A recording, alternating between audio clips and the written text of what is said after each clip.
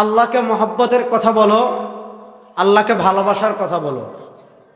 ফাত্তাবিউনি, তাহলে তোমার আল্লাহর মহব্বত আছে কিনা, তোমার ভিতর আল্লাহর আনুগত্য আছে কিনা। দেখেন, দুনিয়াতে যারা নিজেদেরকে মুসলমান পরিচয় দেয়, মানুষের সামনে যারা নিজেদেরকে মুসলমান পরিচয় দেয়, তারা অন্তত এই পয়েন্টে সবাই একমত হয়। কাদিয়ানি বলেন, তারাও বলে আল্লাহ এক। হ্যাঁ, তারা মুহাম্মদুর রাসূলুল্লাহ শেষ নবী না মানার কারণে তারা কাফের। পৃথিবীতে যারা নিজেদেরকে মুসলমান পরিচয় দেয়, সে দেওয়ানবাগী হোক, আটরশি হোক, মাইজভান্ডারি হোক, চন্দ্রপাড়া হোক, সুরেশ্বর হোক, কুতুববাগ হোক, হ্যাঁ, এই যে বন্ডদের অভয়ারণ্য বাংলাদেশে, ঠিকই না? এই বন্ডদের অভয়ারণ্য হওয়ার কারণ হলো আমরা জুতা চোরকে পিটাই, পকেট চোররে পিটাই, আর ইমান চোররে হাদিয়া দেই।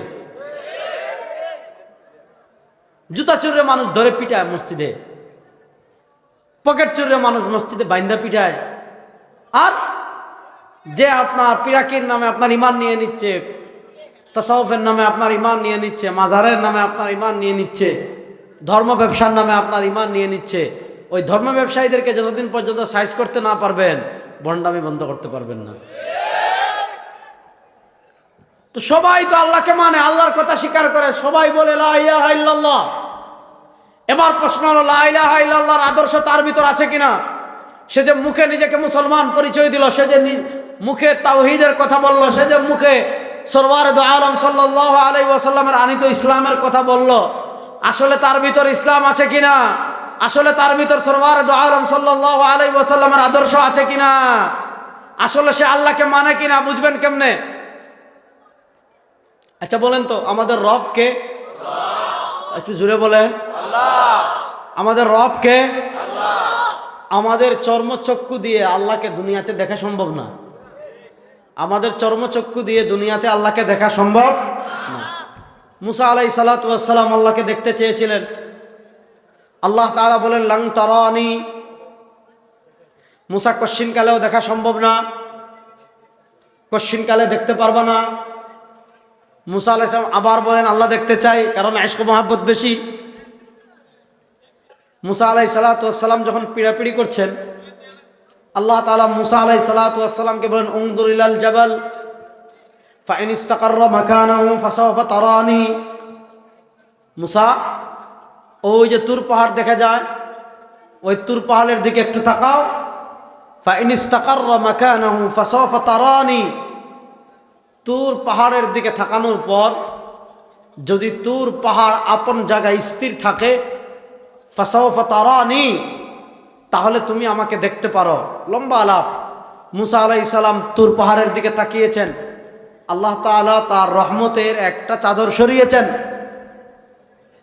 পুরা তুর পাহাড়ে আগুন জ্বলে গিয়েছে। আর ওয়াখাররা মুসা সাইকা, হযরতে মুসা আলাইহিস সালাতু ওয়াস সালাম বেহুশ হয়ে জমিনে পড়ে গিয়েছেন। তাহলে বোঝা গেল মুসা আলাইহিস সালামের মতো জালিলুল কদর নবী, ওয়া কাল্লামাল্লাহু মুসা তাকলিমা, যে মুসা আল্লাহর সাথে সরাসরি কথা বলেছেন। কোরআনের পাতায় পাতায় পাতায় পাতায় পাতায় পাতায় পাতায় পাতায় আপনি নবী মুসা আলাইহিস সালাতু ওয়াস সালামের আলোচনা পাবেন। এমন জালিলুল কদর নবী তার চক্ষু দিয়ে দুনিয়াতে আল্লাহকে দেখতে পারেননি।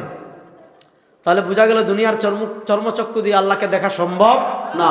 হ্যাঁ, জান্নাতে মানুষ, জান্নাতের সবচেয়ে বড় যে নিয়ামত, সেটা হলো রুয়াতুল্লাহ। ইন্নাকুম তারাউনা রাব্বাহুম কামা তারাউনাল কামারা ফি লাইলাতিল বদর।